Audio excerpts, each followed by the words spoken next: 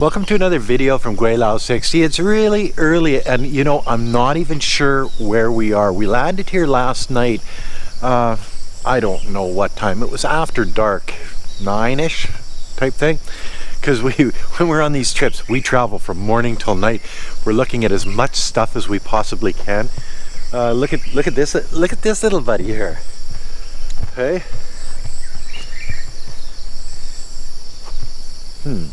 Let's go take a look at the engine. Ooh, it's electric. Check this out, guys. Oh, it's got a little I don't know what, 50cc on there, but it's got an electric motor attached to the back axle.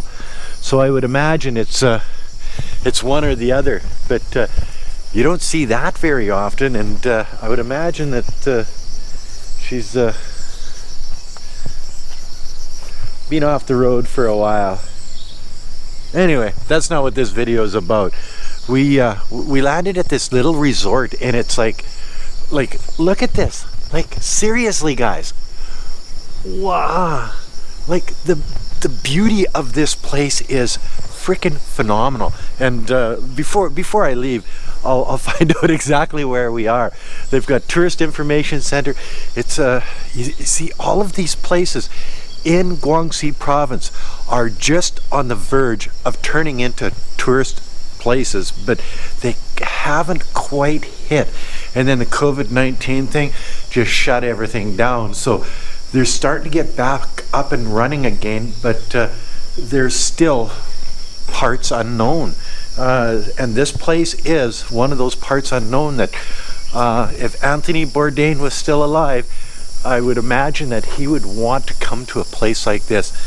I've been to places like this before in this area of Guangxi Province, and it still amazes me the beauty of the place, the quiet. Everybody looks at China and sees the big metropolis cities. They see the big the big airports, the high-speed trains, all of those things. But you know what?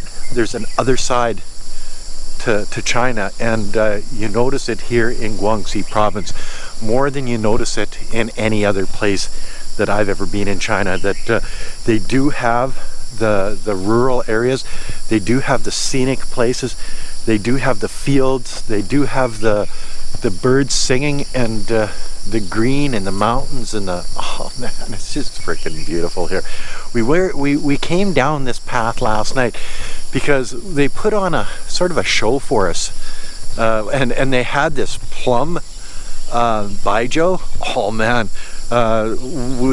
nobody left until the baijiu was done, let me tell you.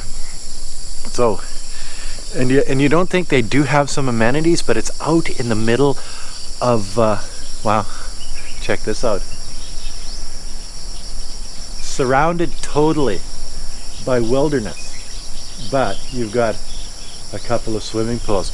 Let's go up here and see, because last night it was too dark to see anything, and they put on a spread for us, and they really did. They even had balloons out for us. But if you look in the background here, this is all sugarcane fields. It's beautiful. And the swimming pool, oh yeah, you see, it may look old and rustic, but it's made to look that way. As anything else in China, old is interesting, new not so much, but they have the amenities. Paddling pool for the kids, big pool for the big people. Look, I'm going to turn the camera around. In the morning when you get the clouds on the mountains, why? And this is the back of one of the rows of rooms, hotel rooms. And you can see each one of them has its own little balcony, air conditioning for sure. We are in southern Guangxi Province.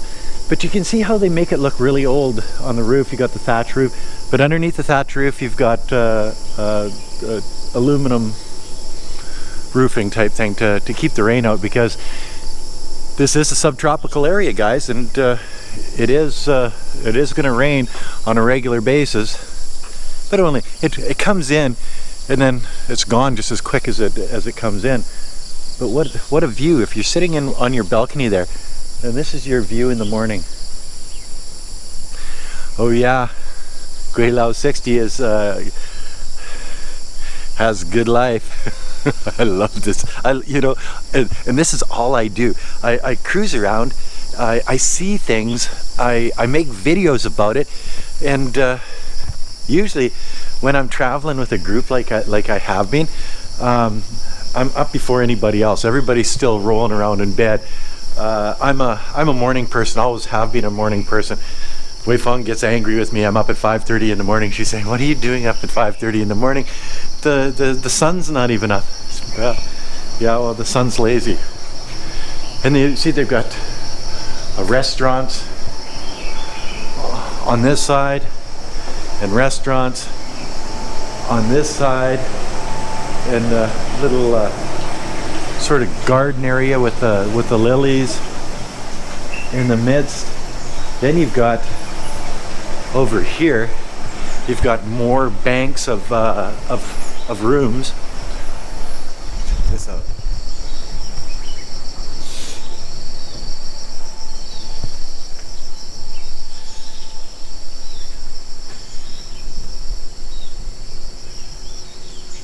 It actually looks like they've got 7 banks of rooms, and about, I would imagine, 7 rooms per bank. So they're looking at 49, say 50 units in here. What does it cost for a room in a place like this? And it's like just over $100 Canadian. I think it was 520 RMB, if I'm not mistaken. And to live in a sort of a rustic, rural area of China, yeah, it's definitely worth it. So I still haven't figured out what this place is called. I don't know where I am. Like, seriously, I have no freaking idea where I am at all. I tried to get a location on my phone, and the phone said no. I don't know where you are either. So, like, we are definitely off the beaten path. This is the lobby. Hey, nice picture. Nice lobby. It's not. I was into that beer fridge last night. They just let me go at her. Gotta love it. Okay, now here's some. Oh, here we go. We're at Laoyue Camps and Motel. Camp and Motel. Okay, and I'm reading right off of this. Your rooms are on season, which would be right now, I guess, in the summertime, just over 1,300, between 1,300 and 880 RMB a night. And then off season, I would imagine off season would be wintertime, when it's colder and just not as nice. You're looking at between 268 and 698, depending on the room. I would imagine they do have cabins here. They have hotel rooms or motel rooms. That's what we're in. So I would imagine we're probably the lower end. But well, of course, we're not gonna go crazy on rooms. But then again, I'm still not sure where I am. Let's go out to where we parked the vehicles and see if oh, we got a map. We got a big map. This will tell us exactly where we are. It's in Chinese. Oh, and English. Cool. See, we're in Daxing County. Where are we?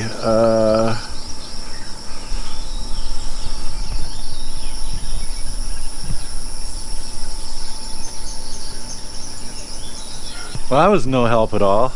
Damn, I couldn't even figure out, with a map, I couldn't even figure out where the hell I am. But there's other maps over here, so I'm gonna go over there and check it out.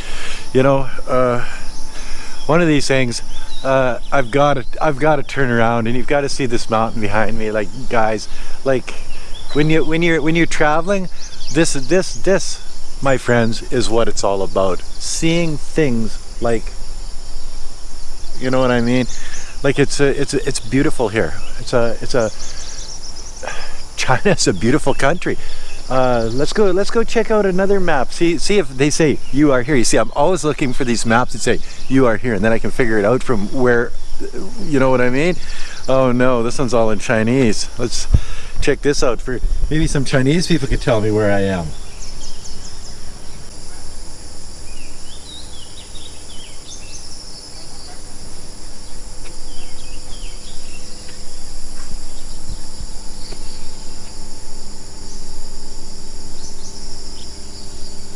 And yes, we are off the beaten path here, and it's one of those things that a lot of Chinese, because they live in the big city, they have the hustle and bustle of going to work, the traffic, the crowds, the subway crowds, you know, and that's one of the downsides of living in China. Well, a lot of people think that, but you know, Gweilo likes the hustle and bustle and all that other stuff. But a lot of the Chinese, they don't see that. What they see is, my God, Martha, it's a madhouse here. And every once in a while, they look for a place like this that they can go out and just hear birds singing. You know what I mean? So, and you've got, the hell is that? You've got sugarcane, and being an old Saskatchewan farm boy, I've seen that plant before.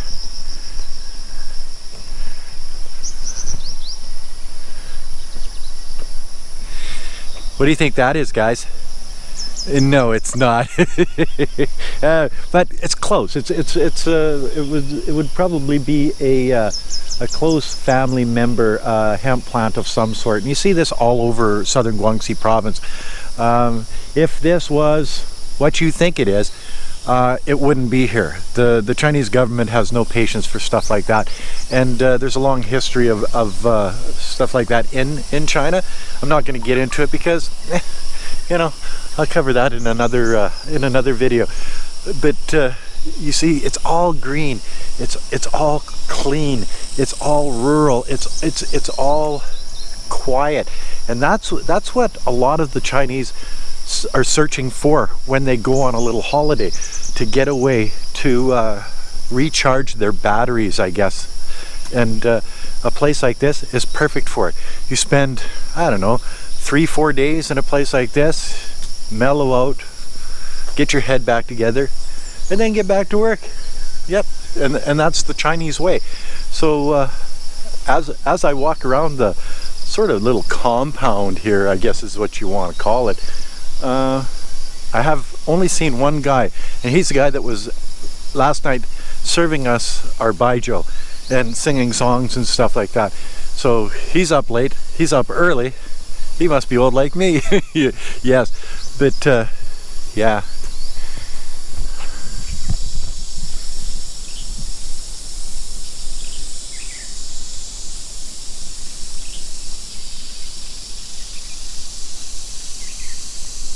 If I can find an online presence to this particular hotel, motel, cabins, whatever you want to call it, resort, I think it more resembles a resort than anything else. Yeah, be it a small resort, but the that run it.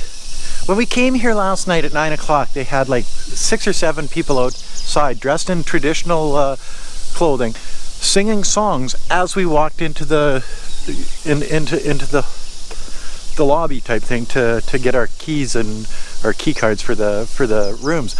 And then we got into our rooms. 15 minutes later we had to leave because they were having a little party for us, and they had, you know, peanuts and shrimp and the